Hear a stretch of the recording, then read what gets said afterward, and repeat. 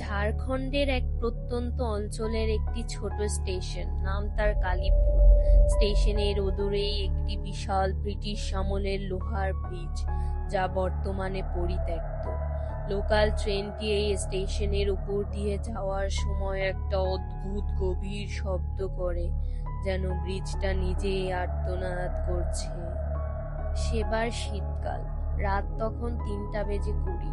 শিয়ালদহ থেকে ছেড়ে আসা শেষ ট্রেনটি যাত্রী নিয়ে এই স্টেশনের দিকে আসছিল। ট্রেনের গার্ড ছিলেন সোমনাথ বাবু, একজন অভিজ্ঞ মানুষ যিনি জীবনে অনেক কিছু দেখেছেন।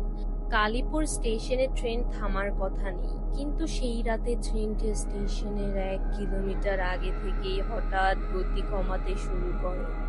সোমনাথ বাবু কেবিনে বসে লগে লেখালেখি করছিলেন। তিনি অনুভব করলেন ট্রেনটা অস্বাভাবিকভাবে দুলছে। তিনি ভাবলেন লাইনে হয়তো কোনো যান্ত্রিক গোলযোগ হয়েছে। কিন্তু ট্রেন থামার পর যখন তিনি বাইরে বেরোলেন, তখন স্টেশনের প্ল্যাটফর্মের অন্ধকার দেখে তার শির দ্বারা দিয়ে একটা ঠান্ডা স্রোত বয়ে গেল। প্ল্যাটফর্মে তখন তীব্র কুয়াশা। সেই কুয়াশার মধ্যে তিনি দেখলেন প্ল্যাটফর্মের একদম শেষ মাথায় একটা পুরনো যুগের স্টোভের আলো জ্বলছে। কেউ একজন সেখানে বসে চা বানাচ্ছে। সোমনাথ বাবু অবাক হয়ে ভাবলেন, এই সময় এখানে চা দোকান খোলা থাকার তো কথা নয়। তিনি টর্চ দিয়ে সেই আলোর দিকে হাঁটতে শুরু করলেন।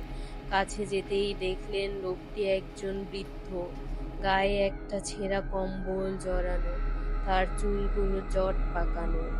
বৃদ্ধটি সোমনাথ বাবুর দিকে তাকিয়ে একটু মুচকি হেসে বললেন, দেরি করে ফেললে তো বাবু, বীজের উপর ওরা অপেক্ষায় দাঁড়িয়ে আছে।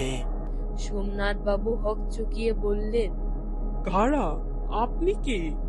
বৃদ্ধ লোকটি উত্তর না দিয়ে তার হাতের চা ঢাললেন। চা থেকে ধোঁয়া বেরোচ্ছে ঠিকই, কিন্তু সোমনাথ বাবু খেয়াল করলেন লোকটির চারপাশটা অদ্ভুত রকমের নিস্তব্ধ। কোনো ঝিঁঝি পোকার শব্দ নেই। ট্রেনের ইঞ্জিনের গর্জনও যেন হঠাৎ মিলিয়ে গেছে। সোমনাথ বাবু সেখান থেকে সরে এসে যখন ব্রিজের দিকে তাকালেন, তখন তিনি যা দেখলেন তাতে তার হাত পা জমে গেল। ব্রিজটার ওপর কুয়াশার চাদর সরিয়ে দেখা যাচ্ছে অস্পষ্ট মানুষের সারি। তারা ট্রেনের দিকে তাকিয়ে আছে। সবার পরনে পরাধীন ভারতের আমলের পোশাক।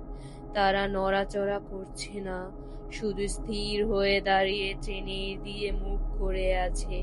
ট্রেন চালক চিৎকার করে উঠলেন, সোমনাথ বাবু জলদি উঠুন, ট্রেন নিচে থেকেই ছাড়ার চেষ্টা করছে, কিন্তু ব্রেক কাজ করছে না। ঠিক তখনই একটা বিকট শব্দ হলো, যেন অনেকগুলো লোহা একসাথে পাক খাচ্ছে। ট্রেনটি ধীরে ধীরে ব্রিজের উপর উঠতে শুরু করলো। সোমনাথ বাবু দেখলেন ট্রেনের জানালার পাশে যারা বসেছিল তাদের জানালার বাইরের দৃশ্যটা বদলে গেছে। তারা দেখছে ব্রিজের ওপর সেই মানুষগুলো এখন ট্রেনের কামরার দরজায় হাত রাখছে। পরদিন সকালে যখন ট্রেনটি পরের স্টেশনে পৌঁছালো, তখন যাত্রীদের মধ্যে চরম আতঙ্ক। অনেক যাত্রী দাবি করলেন সারা রাত ব্রিজের ওপর থেকে কেউ না কেউ তাদের জানালার কাছে টোকা দিয়েছে, আর কামরার ভেতরে এক তীব্র পোড়া কয়লার গন্ধ পাওয়া গেছে।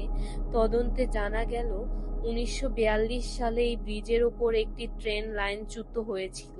সেই দুর্ঘটনায় যারা মারা গিয়েছিল তাদের পরিচয় বা দেহ আজও উদ্ধার করা যায়নি।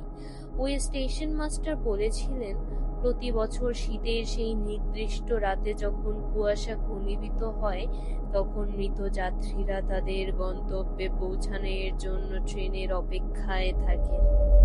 সোমনাথ বাবু এরপর আর কোনোদিন ওই রুটে ডিউটি করেননি। তিনি রিটায়ার করার পর প্রায়ই বলতেন, সবাই বলে এগুলো মতিভ্রম, কিন্তু আমি জানি ব্রিজটা আজও সেই সব মানুষের পথ আটকে আছে যারা বাড়ি ফেরার জন্য শেষ ট্রেনের অপেক্ষায় ছিল। সেই ব্রিজটা আজও সেখানে আছে, কিন্তু বেলা দেখলে মনে হয় একটা সাধারণ লোহার কাঠামো।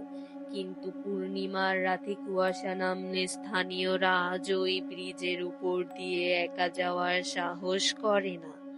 তারা বলে মাঝরাতে ব্রিজের ওপর কান পাতলে এখনো নাকি ট্রেনের হুইসেল আর মানুষের কান্নার শব্দ শোনা যায়।